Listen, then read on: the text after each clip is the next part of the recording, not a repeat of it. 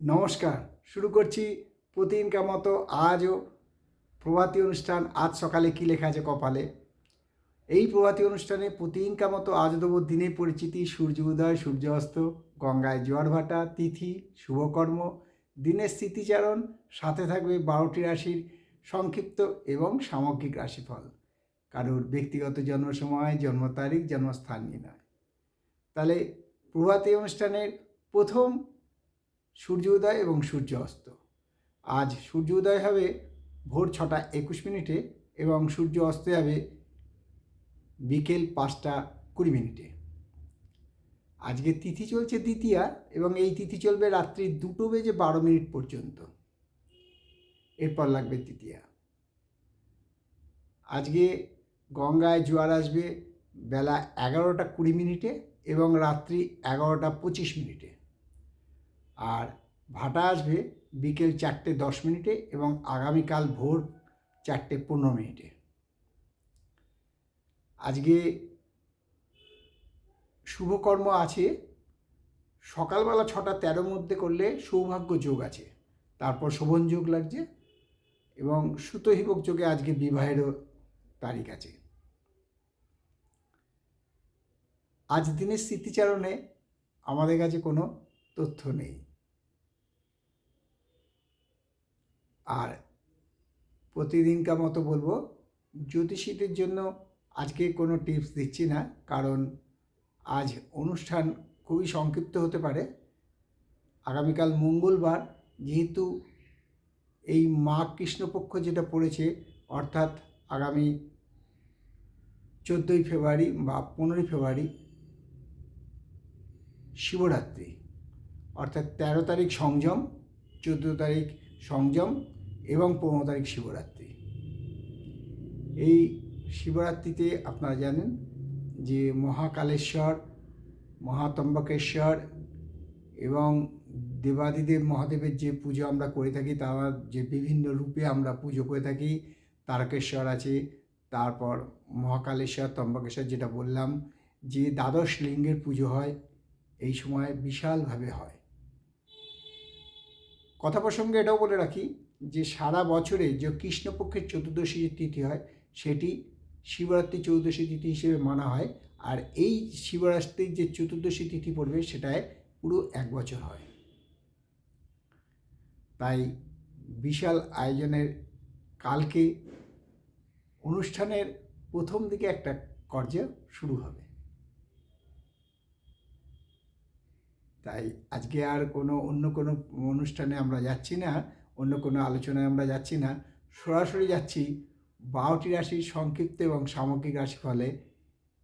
কারোর ব্যক্তিগত জন্ম সময়, জন্ম তারিখ, জন্মস্থান নিয়ে নয়। এবং এই 12টি রাশি যেমন অবিনশ্বরভাবে সাজানো আছে, ঠিক তেমনিভাবেই সাজানো থাকবে। তাহলে শুরু করছি 12টি রাশির সংক্ষিপ্ত এবং সামগ্রিক রাশিফল। 12টি রাশির প্রথম রাশি মেষ। মেষ রাশির জাতকের আজকে সেলফ স্যাটিসফ্যাকশন, অর্থাৎ বাংলায় যাকে বলে আত্মতৃপ্তি বোধ হবে এবং আজকে মন খুব আনন্দে থাকবে, শারীরিক কোনো কষ্ট থাকবে না। শরীর স্বাস্থ্য এক কথাই বললাম যে ভালো থাকবে, আয় বৃদ্ধি পাওয়ার সম্ভাবনা আছে। আর বিশ্বরাশির জাতকদের বলবো, আজকে বলে না দু হাতে লাড্ডু, সেই আজকে বিশ্বরাশি জাতকদের ধনাগম আছে, শরীর স্বাস্থ্য ভালো থাকবে, আয় বৃদ্ধি পাবে, ব্যবসায় নতুন কোনো ব্যবসা শুরু করবেন, কর্মক্ষেত্রে পদোন্নতির যোগ বিদ্যমান, শরীর স্বাস্থ্য ভালোই থাকবে। মিথুন। মিথুন রাশির জাতকদের বলবো, যারা শিল্পকলার সাথে যুক্ত আছেন তাদের জন্য আজকে দিনটা ভালো, কর্মে সাফল্য এবং খ্যাতি বৃদ্ধি পাবে, শরীর স্বাস্থ্য ভালো থাকবে। আর কর্কট রাশির জাতকদের বলবো, আজকে একটু পরের ওপর নির্ভর করে চলা, সেই বলেন না সেরকম, যে অনেক সময় আমরা ইয়াকি বলি না নিজের পায়ে দাঁড়া, সেরকম পরনির্ভরশীলতা একটু বেশি থাকবে। শরীর স্বাস্থ্য ভালো থাকবে, তবে মানসিক উদ্বেগ বৃদ্ধি পাওয়ার সম্ভাবনা আছে। আয়ের কোনো পরিবর্তন হবে না।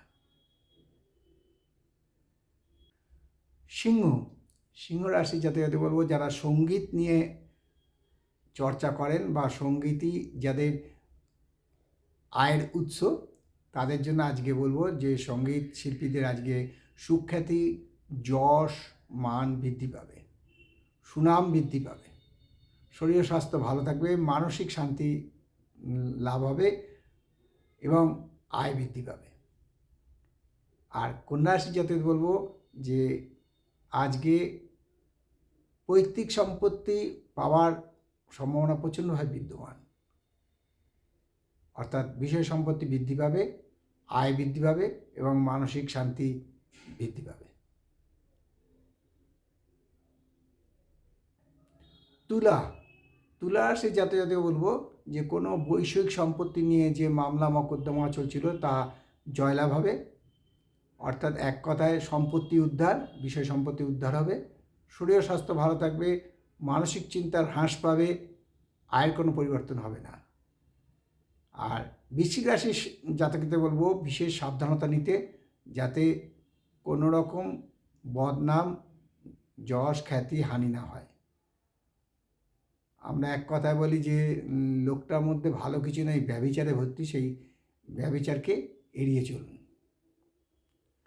শরীরের স্বাস্থ্য ভালোই থাকবে, তবে আয় হ্রাস পাওয়ার সম্ভাবনা প্রচণ্ডভাবে বিদ্যমান।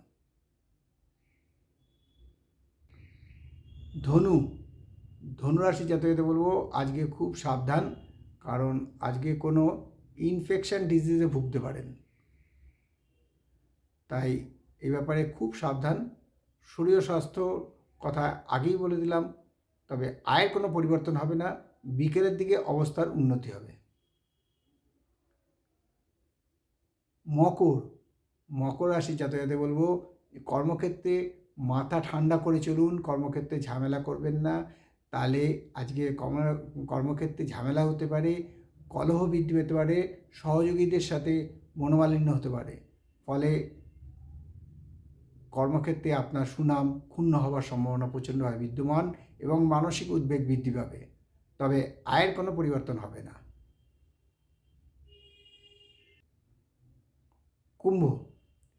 কুম্ভ রাশি জাতকদের বলবো আজকে মাথা থেকে চিন্তার বোঝা হ্রাস হবে, অর্থাৎ দুশ্চিন্তা মুক্ত হবেন, শরীর ও স্বাস্থ্য ভালো থাকবে, মানসিক শান্তি লাভ হবে এবং মানসিক উদ্বেগ হ্রাস পাবে, তবে আয়ের কোনো পরিবর্তন হবে না। আর 12টি রাশির দ্বাদশ রাশি এবং সর্বশেষ রাশি মীন রাশি। মীন রাশির জাতকদের বলবো আজকে না একটা নিজের মধ্যে ওই বলে না কনফেস করো, ভগবানের কাছে গিয়ে বলো কি অন্যায় করছো, সেই আজকে একটা অপরাধ বোধ কাজ করবে যে আমি বোধহয় অন্যায় করলাম। তাই আজকে একটু সাবধানে থাকা ভালো, সাবধানে চলা ভালো, কারণ যাতে কোনো অন্যায় বোধ বা অপরাধ বোধ না কাজ করে। শরীর স্বাস্থ্য ভালো থাকবে, মানসিক উদ্বেগ বৃদ্ধি পাবে, আয়ের কোনো পরিবর্তন হবে না, তবে কোনো নিকট জন দ্বারা বা কোনো প্রিয় বন্ধু দ্বারা উপকৃত হতে পারেন। এই হলো 12টি রাশি নিয়ে আজ সকালে কি লেখা আছে কপালে অনুষ্ঠানে 12টি রাশির সংক্ষিপ্ত এবং সামগ্রিক রাশিফল। কারোর ব্যক্তিগত জন্ম সময়, জন্ম তারিখ, জন্মস্থান নিয়ে নয়। আপনাদের অনেক প্রশ্ন আসছে, জ্যোতিষিক্ষা আসরে যেমন আসছে তেমনি আসছে আমার এই হোয়াটসঅ্যাপেও, SMS করছেন অনেকে। তাই বলছি যাদের কোনো ব্যক্তিগত যদি কোনো সমস্যা থাকে সেটা আপনি আমার হোয়াটসঅ্যাপে লিখতেই পারেন, তবে লিখলে হবে না, আপনাকে date of birth, birth time এবং বার্থ প্লেসটা পাঠাতে হবে। তাই শেষ করার আগে বলি যে মা দশমহাবিদ্যার কৃপায়, দেবাদিদেব মহাদেবের কৃপায় এবং শঙ্খচক্র গদাপদ্মধারী নারায়ণের কৃপায় সবার মঙ্গল হোক, সবার ভালো হোক, সবাই সুখে থাকুক, আনন্দে থাকুক, এই কামনা করি, এই প্রার্থনা করি এবং সর্বময় কর্তাকে বলি রক্ষা করো, করুণা করো, দয়া করো বলে আজকের অনুষ্ঠান শেষ করছি। আবার আগামীকাল প্রাতে দেখা হবে। ততক্ষণ ভালো থাকুন, সুস্থ থাকুন, আনন্দে থাকুন। নমস্কার।